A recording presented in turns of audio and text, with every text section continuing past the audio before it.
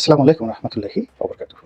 সম্মানিত দর্শক, ডক্টর মোহাম্মদ ইউনূস ক্ষমতা গ্রহণের পরেই তাকে নিয়ে যে কয়জন লোক কন্টিনিউয়াসলি সমালোচনা করছেন, আমি তাদের মধ্যে একজন।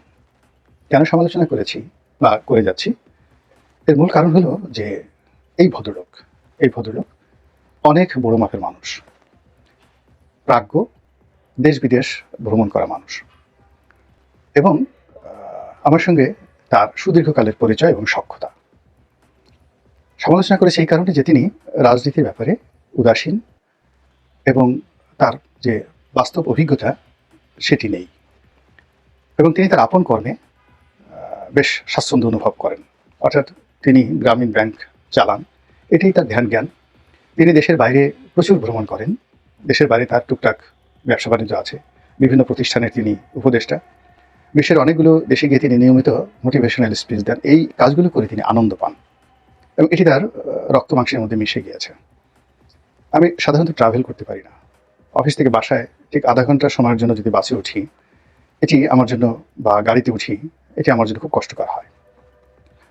কিন্তু তিনি ভ্রমণ করতে পারেন, তার এই 86 বছর 88 বছর বয়সে তিনি যথেষ্ট ভ্রমণ করতে পারেন। এখন তাকে যদি বলা হয় আপনি আজকে ব্রাজিল যান, তারপর ব্রাজিল থেকে সাউথ আফ্রিকা আসেন, সাউথ আফ্রিকা থেকে অর্থাৎ দক্ষিণ আফ্রিকা থেকে আপনি আবার হরিয়ানা যান, ইন্ডিয়ার একেবারে উল্টো দিকে, তারপরে হরিয়ানা থেকে আপনি আবার ফ্রান্সে চলে যান, আবার ব্যাংককে আসেন, ব্যাংকক থেকে আবার আপনি ডেনমার্কে চলে যান। এর প্রায় আমি যে রুটগুলোর কথা বললাম, ট্রানজিট মিলিয়ে 48 ঘন্টা এক একটা ভ্রমণে থাকতে হবে। এবং ডক্টর মোহাম্মদ ইউনূসকে যদি আপনি 1 মাস এভাবে ভ্রমণ করতে বলেন, ওনার মুখে চিরায়ত হাসি দেখবেন এবং উনি একটু ক্লান্ত হবেন না, এটা ওনার অভ্যাস হয়ে গেছে। কিন্তু ওনাকে যদি বলেন টেকনাফে গিয়ে আব্দুর রহমান বদির সঙ্গে একটু বৈঠক করেন ঘণ্টাখানিক, তারপর রাজনৈতিক দলগুলোর সাথে একটু বৈঠক করেন, একটু নিউ মার্কেটে গিয়ে কাঁচা বাজারে গিয়ে কাঁচা বাজারের লোকজনের সামনে একটু বক্তব্য দেন, দেখবেন ভদ্রলোক হয়রান হয়ে গেছেন।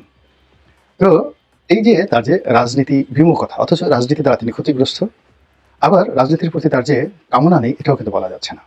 তো এই কারণে যেহেতু তিনি একটা চেয়ারে বসে গেছেন, ওই চেয়ারটা ওয়ান ওয়ে ট্রাফিক, তিনি ইচ্ছে করলে ওখান থেকে যেতে পারবেন না, এবং তাকে তার এই যে চেয়ারে বসার পরিণতি, সেটা শুভ হোক অশুভ হোক, এই পরিণতি ভোগ করে সেখান থেকে যেতে হবে। তো কাজেই তার একজন শোভার্থী হিসাবে, যেহেতু আমার যতটুকু অভিজ্ঞতা আছে, সেই অভিজ্ঞতা নিয়ে আমি তার সমালোচনা করছি এবং করে যাব, যেন তিনি সতর্ক হন। এতকাল যে সমালোচনা করেছে, সেই সমালোচনার এখন যে বাস্তব রূপ, সেই বাস্তব রূপ হলো ডক্টর মোহাম্মদ ইউনূসের অনেকগুলো সফলতা, এটা যেভাবে প্রকট হয়ে উঠেছে, আবার অনেকগুলো ব্যর্থতা সেটিও কিন্তু প্রকট হয়ে উঠেছে। তিনি যদি সফল হন, এবং সফল না হওয়া ছাড়া তার রক্ষা নেই, তিনি এবং তার যারা আত্মীয় স্বজন, তার যারা লোকজন, এমনকি গ্রামীণ ব্যাংকের একটা পিয়ন, ড্রাইভার, দারোয়ান থেকে শুরু করে গ্রামীণ ফোনের সকল কর্তা কর্মচারী এবং তার এই উপদেষ্টা মণ্ডলী এবং তাকে সমর্থনকারী যে সমস্ত লোকজন রয়েছেন, বিশ্বাস করেন এই সকল মানুষের কারোরই পিঠের চামড়া থাকবে না যদি উনি ব্যর্থ হন। তো কাজেই যারা তাকে সমর্থন করেছেন, তাকে ডেকে এনেছেন, তাদের সবার পবিত্র দায়িত্ব তাকে নির্মোহভাবে সমালোচনা করা এবং নির্মোহভাবে তার কাজের প্রশংসা করা।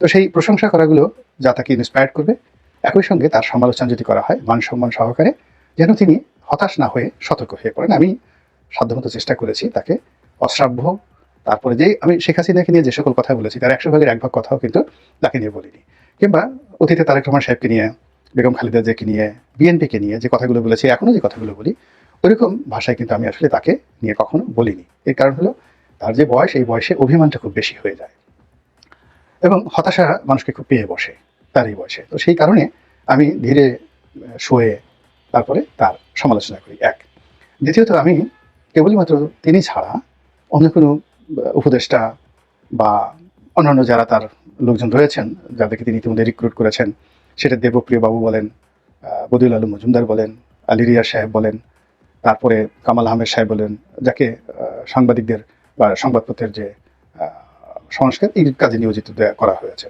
তাদের সম্পর্কে একটা সিঙ্গেল সমালোচনা আমি করিনি এখনো পর্যন্ত। তারপর যারা উপদেষ্টা রূপে রয়েছেন, নাহিদ রয়েছেন, তারপরে নাহিদের সঙ্গে আরেকজন আছেন, তো তাদের সম্পর্কে আমি কোনো কথা বলিনি। এর কারণ হলো ওনারা সবাই আমার যে জ্যেষ্ঠ সন্তান, তার চেয়ে 3-4 বছরের ছোট। তো কাজেই ওই চেয়ারে বসে আছেন, আমি কেবলই তাদের চেহারার মধ্যে আমার সন্তানের প্রতিচ্ছবি দেখি। তো যার জন্য তাকে নিয়ে কি সমালোচনা করব?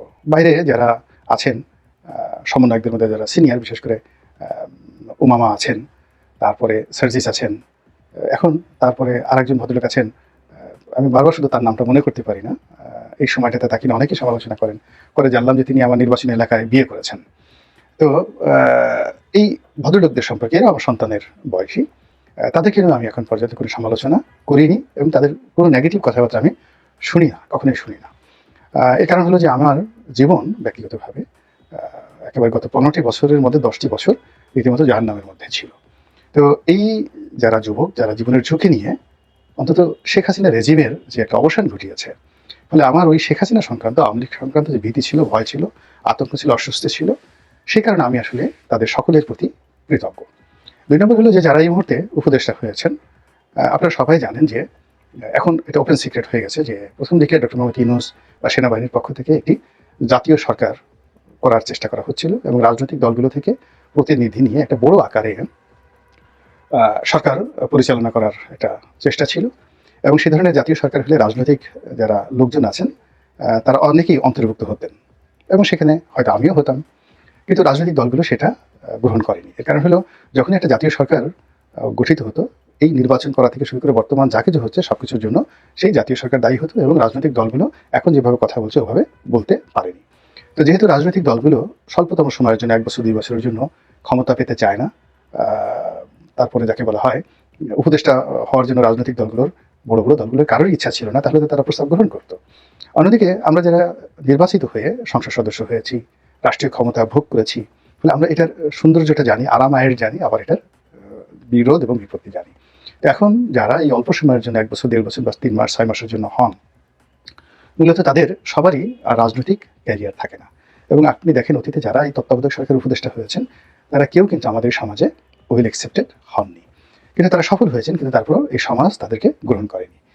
তো সেই ক্ষেত্রে যারা উপদেষ্টা হয়েছেন তাদের জন্য মূলত আমার বলতে গেলে এক ধরনের ভালোবাসা, শ্রদ্ধা, সহযোগিতা থাকা উচিত। কেননা যারা হয়েছেন তাদের সবারই সামাজিক জীবন, অর্থনৈতিক জীবন, পারিবারিক জীবন বিনষ্ট হয়ে যাবে আগামী দিনে।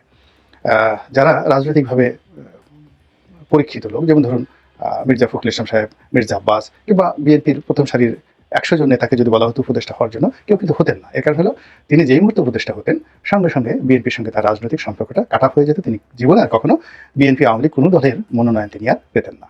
তো কাজেই এই সকল লোভ, এই সকল লালসা বাদ দিয়ে যারা উপদেষ্টা হয়েছেন, আপাতত তারা কাজ করছেন, কেউ হয়তো ঈর্ষাপরায়ণ হচ্ছেন, কিন্তু অন দ্য লং রানে তারা বলতে গেলে অনেকটা কুমারী পূজা হয় হিন্দুদের মধ্যে, যে মেয়ে কুমারী পূজাতে বসে তার নাকি আর জীবনে কখনো বিয়ে থা হয় না। তো এইরকম এখন যারা আসছেন তারা অনেকটা কুমারী পূজার সেই যাকে বলা হয় সেই উপলক্ষের মতো। তো এদের সামাজিক জীবন আজকে চিন্তা করুন, আসিফ নজরুলের অবস্থার কথা চিন্তা করুন, রেজওয়ানার অবস্থা চিন্তা করুন। ওনারা আগামীতে টেলিভিশনে গিয়ে কোনো কথা বলবেন, একা একা রাস্তায় চলবেন, এটা একেবারে অসম্ভব বিষয়। তো কাজেই তাদের জন্য দোয়া করা, তাদেরকে সহযোগিতা করা, তাদেরকে ইন্সপায়ার্ড করা যেন তারা সফল হন, অ্যাট লিস্ট যেন আমরা যারা আবার ক্ষমতায় আসতে চাই আমাদের জন্য একটা পথ করে দিতে পারেন, এতটুকু সহযোগিতা দরকার। তো এই জন্য ডক্টর মোহাম্মদ ইউনূসের যে সমালোচনা যেটা করেছি, এটা বিদ্বেষপ্রসূত নয়, এখনও নয়, এবং সেগুলো তাকে সতর্ক করার জন্যই করেছি। এবং আজকেও যে কথাগুলো বলছি সেটা হলো সমালোচনা নয়, তার সফলতার অনেকগুলো যাকে বলা হয় সিঁড়ি তিনি ইতিমধ্যে তৈরি করে ফেলেছেন। আমাদের যে ব্যাংকগুলো, সেই ব্যাংকগুলোতে আসলে অনেকগুলো 8 থেকে 10টা ব্যাংক পুরো মাত্রা দেউলিয়া হয়ে গেছে। তো তিনি ইচ্ছা করলে কিন্তু এই 10টি ব্যাংকে দেউলিয়া ঘোষণা করতে পারতেন, দায় দায়িত্ব তার হতো না, দায় দায়িত্ব হতো যাকে বলা হয় শেখ হাসিনার। আর যত ঝামেলায় পড়তেন মালিক এবং যারা গ্রাহক তারা। কিন্তু তিনি ঝুঁকি নিয়ে এই ব্যাংকগুলোকে এখন পর্যন্ত বাঁচিয়ে রেখে মূল স্রোতের সঙ্গে অ্যাডজাস্ট করার চেষ্টা করছেন। এটা একটা বিরাট সফলতা। দেশে ডলার সংকট কমেছে, তারপর দেশে ফরেন রিজার্ভ বেড়েছে, আমদানিতে একটা গতি এসেছে, এবং এক্সপোর্ট, যে আপনি এক্সপোর্ট প্রমোশন ব্যুরোর যে রিপোর্ট, আপনি দেখবেন যে এক্সপোর্টটা কিন্তু ঘুরে দাঁড়িয়েছে এবং নতুন কোনো বিনিয়োগ হয়নি। তারপরে বিদেশি বিনিয়োগ, যেটা ফরেন ডাইরেক্ট বিনিয়োগ বলে, সেগুলো হয়নি, কিন্তু তারপর এক্সপোর্ট বেড়েছে, আমদানিও বেড়েছে। আয়করের অবস্থা ভালো না, এটা সত্য, এটাও হয়তো ঠিক হয়ে যাবে। সবচেয়ে বড় বিষয়টি ডক্টর মোহাম্মদ ইউনূস সরকারের সফলতা হলো সরকার নিজে উদ্যোগী হয়ে, এই সরকারের যারা কর্তা ব্যক্তি, প্রতিহিংসা পরায়ণ হয়ে কাউকে আক্রমণ করেননি, কারো বিরুদ্ধে নিজেরা মামলা দেননি, এবং সরাসরি এটা ডক্টর ইউনূসের নির্দেশে হয়েছে, আসিফ নজরুলের নির্দেশে হয়েছে, এমন কোনো যে রাষ্ট্রীয় কুকর্ম এখন পর্যন্ত আমরা দেখিনি। যেগুলো মামলা মোকদ্দমা হয়েছে এর সবই রাজনৈতিক, এবং এর সঙ্গে রাজনৈতিক পান্ডা, গুন্ডা, বদমাইশ লোকজন জড়িত, এবং ওটা নিয়ন্ত্রণ করার ক্ষমতা ডক্টর ইউনূস দূরের কথা, ওখানে নেপোলিয়ন বোনাপার্ট আসলেও এই অল্প সময়ের মধ্যে সেটা সম্ভব ছিল না। তো এই যে সরকার এখনো পর্যন্ত প্রতিহিংসা পরায়ণ হননি, কিংবা ডক্টর মোহাম্মদ ইউনূস নিজে ক্ষতিগ্রস্ত হয়েছেন, সেই ক্ষতির জন্য তিনি ঠিক ওইভাবে শেখ হাসিনা যেভাবে আক্রমণাত্মক ভাষায় কথা বলতেন, তো সেইভাবে তিনি এখন পর্যন্ত কথা বলেননি। এগুলো খুবই প্রশংসার দাবিদার। এরপর হলো সরকার যেটা করছে সেটা হলো পাবলিক সেন্টিমেন্টকে কিন্তু তারা পাত্তা দেওয়ার চেষ্টা করছে। সেটা একজন ইউটিউবার বলুন, কিংবা ফেসবুকে একটা স্ট্যাটাস হোক, কিংবা ছাত্র জনতা সচিবালয়ের সামনে যখন আসেন, এদের কারোর সঙ্গে কিন্তু সরকার নিষ্ঠুরতা দেখাচ্ছে না। এটা আপনি দুর্বলতা বলতে পারেন, কিন্তু নিষ্ঠুরতা দেখাতে যদি তারা চাইতেন, এটা কিন্তু দেখানো যেত। আমাদের দেশে ইতিহাস হলো যে যতই বলেন না কেন, আসলে রাষ্ট্রীয় বাহিনীর সামনে কেউ দাঁড়াতে পারে না। তো সেই নিষ্ঠুরতা সরকার এখনো পর্যন্ত দেখায়নি। এরপর রাষ্ট্রীয় কতগুলো বাহিনী, যেমন ডিবি, তারপরে ডিজিএফআই, এনএসআই, এই বাহিনীগুলোর যে দৌরত্ব ছিল, বিশেষ করে বিভিন্ন জায়গাতে তারা যে সমস্ত অপকর্ম করেছে শেখ হাসিনার জমানাতে, এখনো পর্যন্ত এই জমানাতে গত ৫-৬ মাসে এই বাহিনীগুলোর যাকে বলা হয় অপতৎপরতা আমরা দেখতে পাইনি। একটা ক্রস ফায়ার এখন পর্যন্ত হয়নি এই ৫ মাসে। তো এইগুলোকে যদি তিনি মূল থিম হিসেবে ধরেন, তার সঙ্গে সঙ্গে আরও বলার মতো আরও অনেক কিছু আছে। শুধুমাত্র আইনশৃঙ্খলা রক্ষা করা এবং নব্য চাঁদাবাজদের, বেশি না, সারা বাংলাদেশে ৪-৫০০ লোককে যদি অ্যারেস্ট করা হয়, একটু যাকে বলা হয় শাস্তি দেওয়া হয়, আমার মনে হয় ডক্টর মোহাম্মদ ইউনূসের যে ভাবমূর্তি, সেই ভাবমূর্তিটা রাতারাতি ১৮০ ডিগ্রি অ্যাঙ্গেলে ঘুরে যাবে। অর্থাৎ এখন তাকে সবাই যেভাবে দুলাভাই মনে করছেন, মামা মনে করছেন, তাকে খুব চিপ মনে করছেন, তার তো কিছু করার দরকার নেই। আলটিমেটলি বাংলাদেশের ৪০০ বা ৫০০টি উপজেলা বা ৬৪টি জেলা, প্রত্যেকটা উপজেলা এবং জেলাতে অন্ততপক্ষে ৪ থেকে ৫ জন লোক ইতিমধ্যে গণধিকৃত হয়ে গেছেন গত ৫ মাসে, নতুন না, নিউ। এবং এদের যন্ত্রণায় মানুষ অস্থির হয়ে গেছে, এবং এই মানুষগুলোকে যদি তিনি গ্রেপ্তার করেন, সেনাবাহিনী দিয়ে, পুলিশ দিয়ে যদি গ্রেপ্তার করেন, এবং ২-৪ জন শুধু না, অন্ততপক্ষে কয়েকশোর অবস্থা এমন হয়ে গেছে যাদেরকে ক্রস ফায়ার দিলে এলাকাতে মিষ্টি বিতরণ হবে, শুধুমাত্র এই কাজগুলো যদি তিনি এই মুহূর্তে করেন, তাহলে সত্যিকার অর্থে তিনি যে একটা ভালো নির্বাচন করতে পারবেন, সেই নির্বাচনের পথ আরও ক্লিয়ার হবে, বিএনপিও খুশি হবে। কিন্তু তিনি যদি সেটা না করে নির্বাক থাকেন এবং বেশি ভালো মানুষ হওয়ার চেষ্টা করেন, এবং যাকে বলা হয় ভাগবার জন্য পথ খুঁজেন, পালানোর জন্য পথ খুঁজেন, তাড়াতাড়ি চলে যাওয়ার জন্য ওসিলা খুঁজেন, আলটিমেটলি তিনি যেতে তো পারবেনই না, তার সঙ্গে যারা যারা আছেন তাদের কারোরই পিঠের চামড়া থাকবে না। তার সাথে অনেক বড় বড় নোবেল লরিয়েট, আপনি অং সান সূচির কথা চিন্তা করেন, সে অক্সফোর্ডে পড়াশোনা করা, অক্সফোর্ড গ্রাজুয়েট লেখাপড়ার দিক থেকে। তো ডক্টর মোহাম্মদ ইউনূসের লেখাপড়া আর অং সান সূচির লেখাপড়া চিন্তা করেন, তার যে পশ্চিমের কানেকশন, ইউরোপ এবং আমেরিকার সাথে কানেকশন, সেই পর্যায়ে এখনো ডক্টর মোহাম্মদ ইউনূস পৌঁছাতে পারেননি। এরপর তার যে রাজনৈতিক প্রজ্ঞা, মানে সেই রাজনৈতিক প্রজ্ঞা কি একটা অবস্থা, যে একটা সেনা শাসকের বিরুদ্ধে ৩০ বছর তিনি লড়াই করেছেন, জীবনের বেশিরভাগ সময় তিনি অন্তরীণ কাটিয়েছেন। তো সেই মানুষটি যখন ক্ষমতায় এলো, বিরূপ পরিস্থিতির কারণে তিনি কিন্তু পারেননি, তাকে কিন্তু মানে তার শুধুমাত্র একটা দুর্বলতা, তিনি কঠোর হতে পারেননি, আর কঠোর না হওয়ার কারণেই তাকে ক্ষমতাচ্যুত কিন্তু হতে হয়েছে। কাজেই অং সান সূচির যে পরিণতি, সেই পরিণতি থেকে ডক্টর মোহাম্মদ ইউনূস যদি শিক্ষা নেন, আশা করি তার বাকি জীবনটা ভালো কাটবে। আল্লাহ আমাদের সবাইকে হেদায়েত দান করুন, হেফাজত করুন। আসসালামু আলাইকুম ওয়া রাহমাতুল্লাহি ওয়া বারাকাতুহু।